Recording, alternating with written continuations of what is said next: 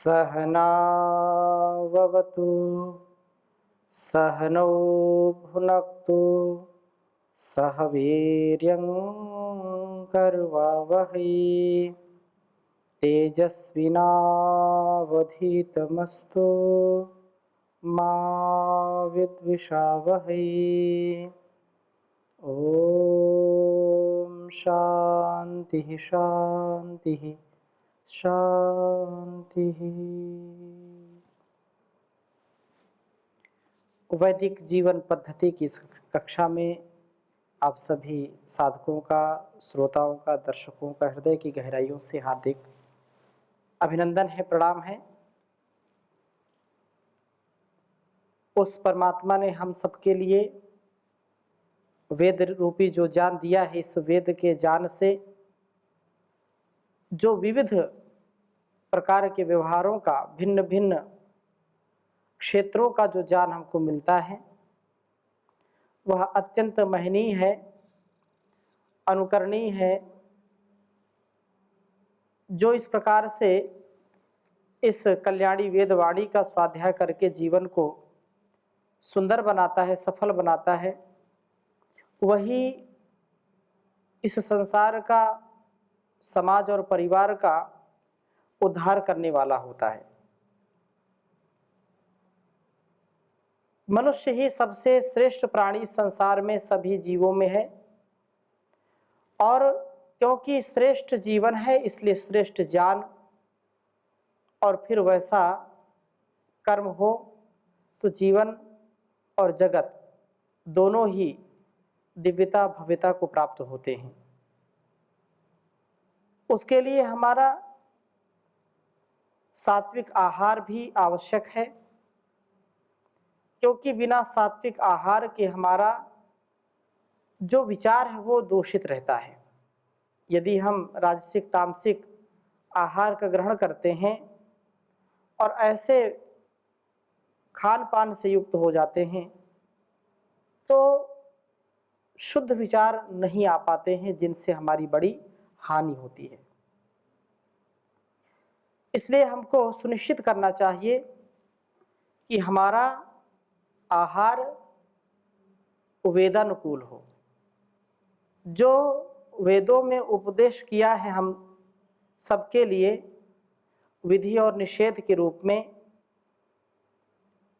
उसको आत्मसात करें। ऋग्वेद के तृतीय मंडल के 39वें सूक्त का हम स्वाध्याय कर रहे थे, और 39वें सूक्त में छठा मंत्र बहुत ही सुंदर उपदेश कर रहा है हम सबके लिए कि हम सभी गो दुग्ध का सेवन करने वाले हों। गाय का दूध सबसे अच्छा दूध माना जाता है और है भी। दूध जो अमृत है, अन्य पशुओं का दूध और गाय के दूध में यदि तुलना करें तो किसी ने किसी से पूछा कि सबसे अच्छा दूध किसका होता है, तो उन्होंने कहा भैंस का दूध सबसे अच्छा होता है, बकरी का दूध सबसे अच्छा होता है। तो उन्होंने आश्चर्य से पूछा कि आपने ऐसा क्यों नहीं कहा कि गाय का दूध सबसे अच्छा होता है? तो मुस्कुरा करके बोले क्योंकि गाय का दूध नहीं, उसको अमृत कहा जाता है, वो अमृत के समान है, जो हमारी कुशाग्र बुद्धि के लिए, उत्तम स्वास्थ्य के लिए, तेजस्विता के लिए, आरोग्यता के लिए अत्यंत आवश्यक है। वेद मंत्र पहले मैं लिखता हूं, फिर आपके बीच में इसका भाव क्या है उसको समझाने का प्रयास करूंगा।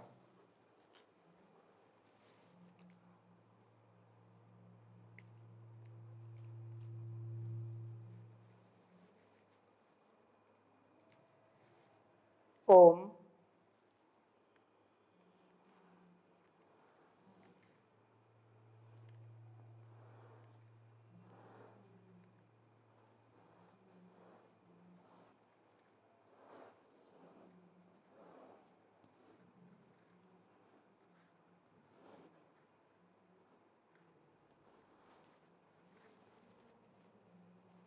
इंद्रो मधु संभृतम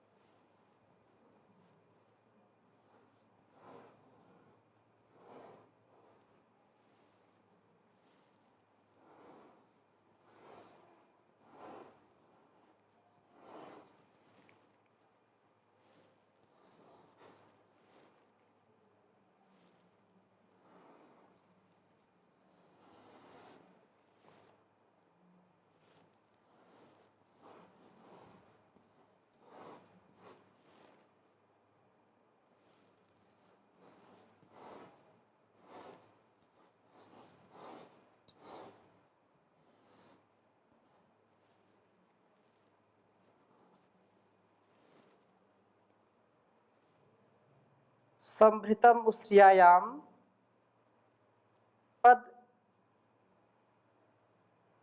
वध विवेद।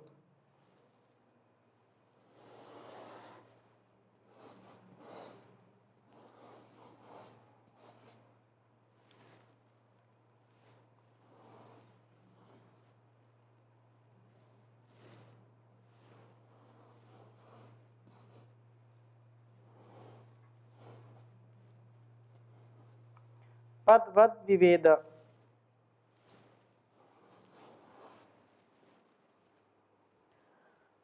शफवन्न में गोहो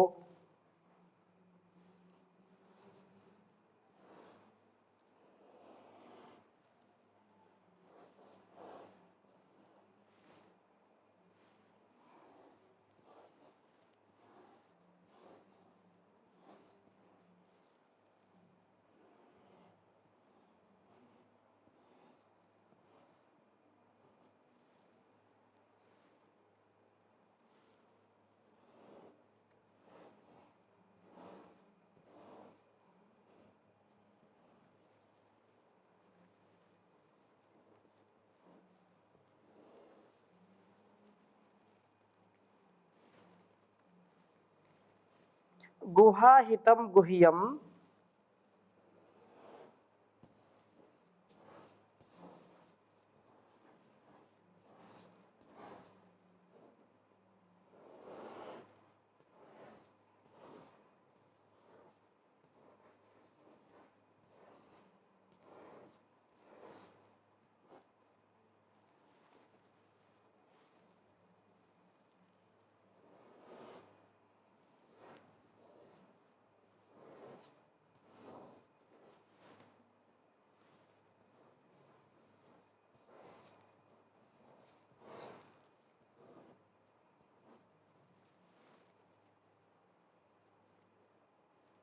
गूढ़महम अप्सु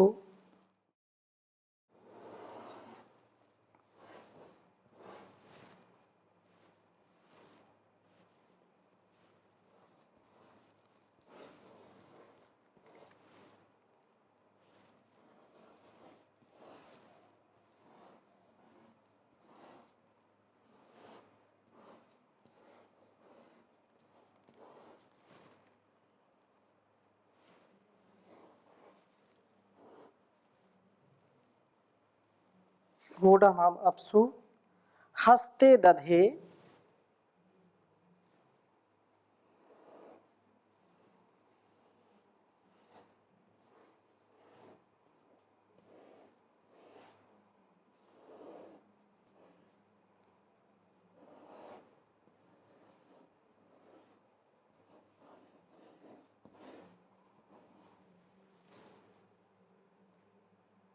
दक्षिणे दक्षिणावान।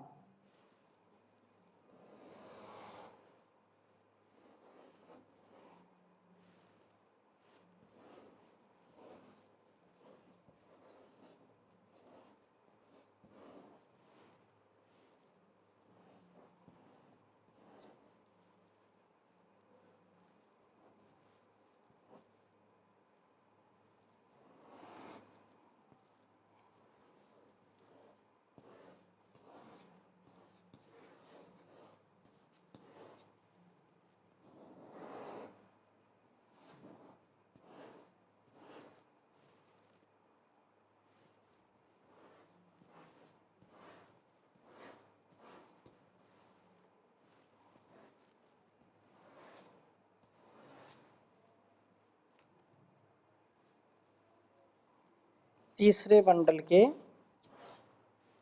39वें सूक्त के 6ठे मंत्र का स्वाध्याय कर रहे हैं हम।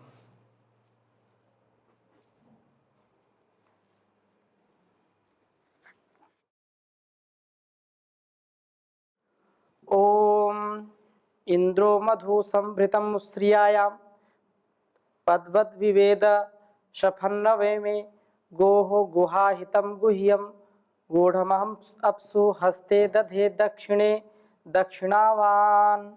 ओम इंद्रो मधु संभृतम श्रियायां पद्विवेद सफवन्न मे गोह गुहाहितं गुह्यं गूढ़म अहमप्सु हस्ते दधे दक्षिणे दक्षिणावान्। इंद्रो मधु संभृतम उश्रियायां पद्वद विवेद शफवन्न मे गोह गुहाहितं गुह्यं गूढ़म अहमप्सु हस्ते दधे दक्षिणे दक्षिणावान। बहुत सुंदर यहाँ उपदेश किया है कि जो जितेंद्रिय इंद्र, जो एक जितेंद्रिय पुरुष उश्रियायाम गौ में संभृतम सम्यक धारण किए गए मधु औषधियों के सारभूत दूध को, उस दुग्ध को विवेद प्राप्त करता है। इस मधु तुल्य दुग्ध को प्राप्त करने के लिए गोह नमे, गौ के प्रभीभूत होने पर, प्राप्त होने पर कहा कि पदवत पांव वाले और शफवत खुरों वाले गोरूप धन को विवेद प्राप्त करता है। गोरूप धन से प्राप्त गोदुग्ध के सेवन से सात्विक वृत्ति वाला बनकर के यह दक्षिणावान अर्थात अत्यंत दान की वृत्ति वाला बनकर के गुहाहितम हृदय रूप गुहा में स्थापित गुह्यम रहस्यमय अपसु सब प्रजाओं में गूढ़म छिपे हुए इस प्रभु के जान को हस्ते दधे अर्थात हाथ में धारण करता है। उसे यह जान जो अत्यंत गुण है, अत्यंत रहस्यमयी है, हस्त कमलवत प्रत्यक्ष हो जाता है। कहते हैं कि जो गोदुग्ध का सेवन करते हैं उनका मन मस्तिष्क बहुत ही पवित्र होता है, सूक्ष्म बुद्धि हो जाती है, शरीर भी मन भी पूरा प्रसन्नता से, शुचिता से, पवित्रता से युक्त होता है। शरीर हल्का रहता है, आयुष्य बढ़ता है, अनेक रोगों का शमन होता है। इसलिए गोदुग्ध का सेवन अत्यंत महत्वपूर्ण है, अत्यंत अनिवार्य है यदि हम दीर्घायुष्य को प्राप्त करते हैं। क्योंकि उत्कृष्ट जीवन के लिए आवश्यक है कि हम गोधन को अपनाएं। वेदों में, हमारे ग्रंथों में, शास्त्रों में इसकी बहुत ही महिमा गाई है। और गाय का एक जीवन, एक गाय का एक जीवन मनुष्यों के कई पीढ़ियों को लाभ देता है। महर्षि देवदयानंद जी ने गो करुणा निधि एक छोटी सी पुस्तक लिखी और एक जन्म में गाय कितना उपकार करती है इस संसार का, उसको हम पढ़ सकते हैं, जान सकते हैं। विडंबना यह है कि लोग पढ़ते नहीं हैं, जानते नहीं, समझते नहीं हैं। जिस राष्ट्र में गाय को माता कह करके पुकारा जाता है, उसी राष्ट्र में कुछ चंद लोगों के कारण, समुदाय विशेष के कारण उसको काटा जाता है। कितना करुणा का, कितना दुख का यह विषय है, लेकिन कुछ ऐसी राजनीति, ऐसी कुछ संधियां लोगों ने कर रखी हैं, ऐसा वातावरण बना रखा है जिससे राष्ट्र में जो गाय का स्थान होना चाहिए वह आज तक नहीं मिला। प्राचीन काल से लेकर के अब तक और आगे तक गाय तो उपकारी पशु रहेगा ही रहेगा। गाय हमारी माता है, दूध दही का नाता है, बचपन में हम सुनते थे। परंतु आज कुछ स्थानों पर जहां लोग जागरूक हैं, गौशालाएं बनी हैं, कुछ सरकारों ने भी इस पर ध्यान दिया है, लेकिन और ध्यान देने की आवश्यकता है। परिवार, समाज और राष्ट्र को उन्नत बनाना है और आर्थिक यदि स्वावलंबन चाहिए, आर्थिक आत्मनिर्भरता चाहिए, तो यह बहुत बड़ा साधन है गाय का। पतंजलि योग पीठ में भी अनेक स्थानों पर हमारी गौशालाएं संचालित हो रही हैं। इतना उससे व्यापकता से हमको लाभ मिलता है, जो भी इसको करेगा उसको लाभ मिलेगा ही मिलेगा। अतः यह अत्यंत महनीय है कि हम इससे कितना लाभ ले सकते हैं। चाहे गोघृत की बात करें, आयुर्वेद घृतम कहा है, जो गाय के घी का, गाय के मक्खन का, नवनीत का, गाय के दूध का या दही का, छाछ का सेवन करता है, उसका रोग प्रतिरोधक तंत्र सबल होता है और अनेक रोगों को रोकता है शरीर में प्रवेश करने से।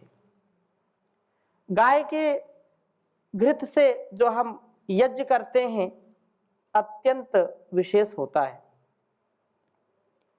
इसलिए गाय में कहते हैं कि देवी देवताओं का वास है। गाय जो भी खाती है औषधियां, फिर दुग्ध के रूप में वो सारा जो सार है वो हमको प्रदान करती है। इसलिए कहा कि समृतम, सम्यक धारण किए गए मधु औषधियों के सारभूत दूध को, नाना प्रकार के पत्तों को, अलग अलग वनस्पतियों को गाय चरती है। अब जो घर में गाय बंधी रहती है केवल उसको हम वही खिलाते हैं जो हम खाते हैं, तो इतना उसका दूध गुणकारी नहीं होता है। परंतु जो गायें वन में चरती हैं, विचरती हैं, वो उनका दूध अमृत के समान है और औषधीय गुण से युक्त है। यदि मां के स्तन का दूध सूख गया हो रोग विशेष के कारण, या ऐसी घटनाएं घट जाती हैं कि शिशु को जन्म दे करके कुछ दिन बाद या कुछ देर बाद मां का देहांत हो जाता है, तो उनको बहुत ही महनीयता के साथ गोदुग्ध का सेवन करा करके उन शिशुओं को पाल पोस लिया जाता है। रोग विशेष में बकरी का भी विशेष दूध माना जाता है और शिशुओं के लिए भी दिया जाता है उसको।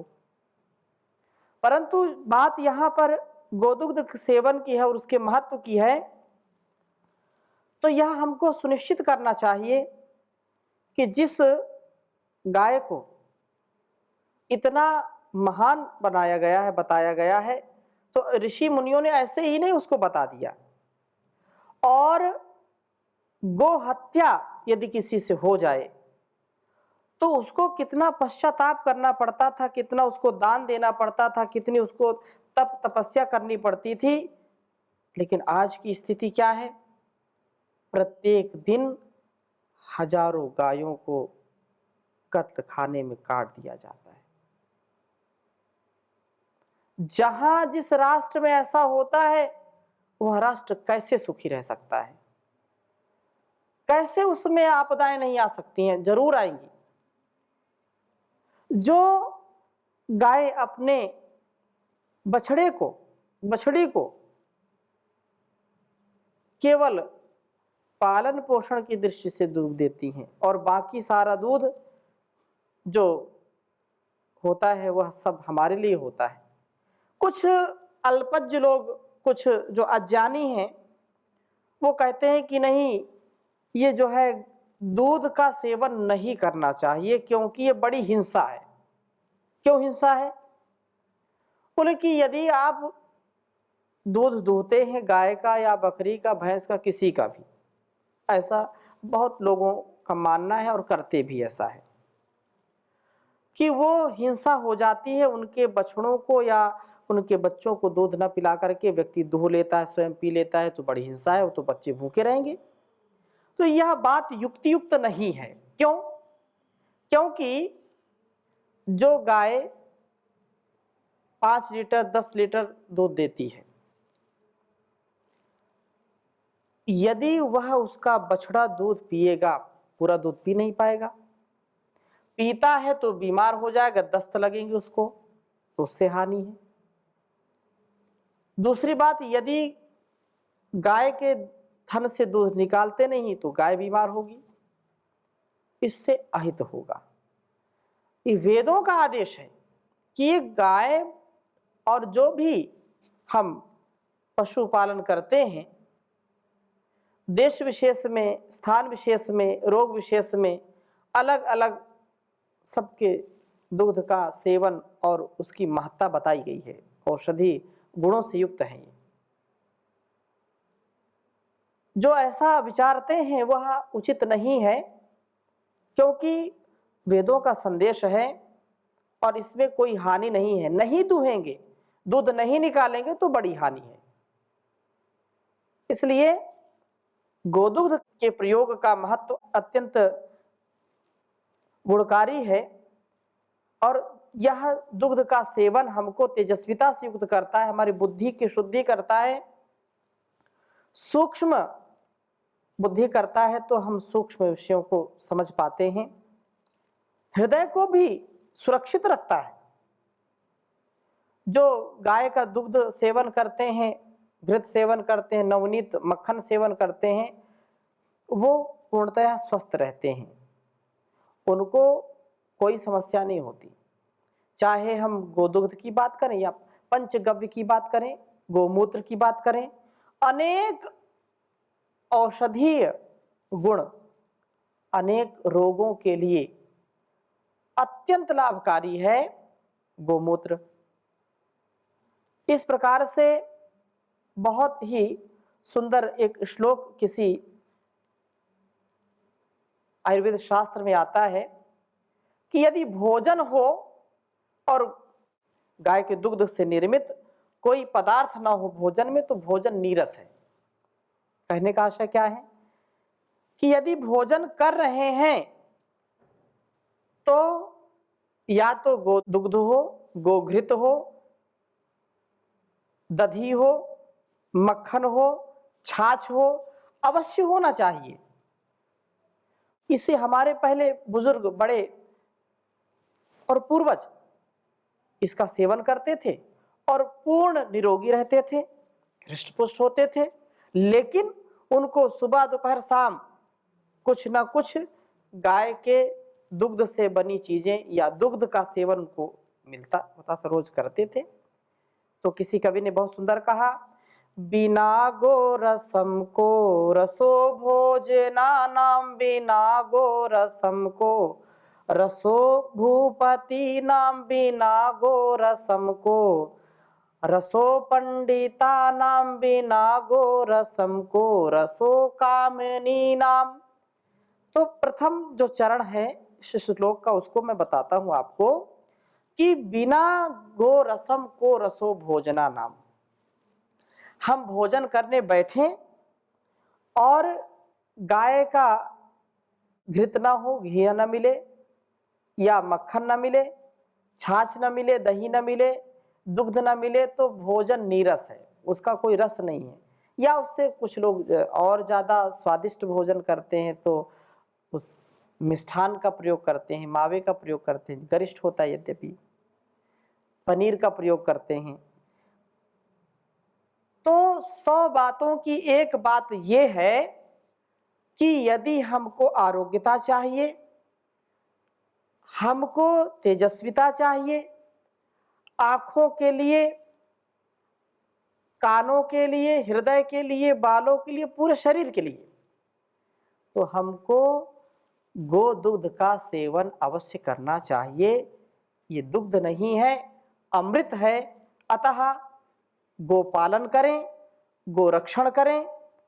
जहां अगर नहीं पाल सकते आप गायों को, बहुत सारी गौएं इधर उधर टहलती रहती हैं और उसका लोग गलत जो है उसका उपयोग करते हैं, तो ये आप प्रयोग करें।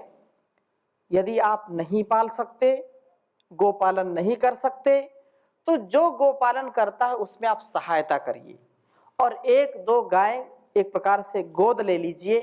उनके राशन, उनके भरण पोषण में जो खर्च हो उसको दीजिए और अपने जीवन को पुण्य से परिपूर्ण कीजिए। और जो भी उनका दुग्ध आदि का सेवन करेगा उसका जीवन अच्छा बनेगा।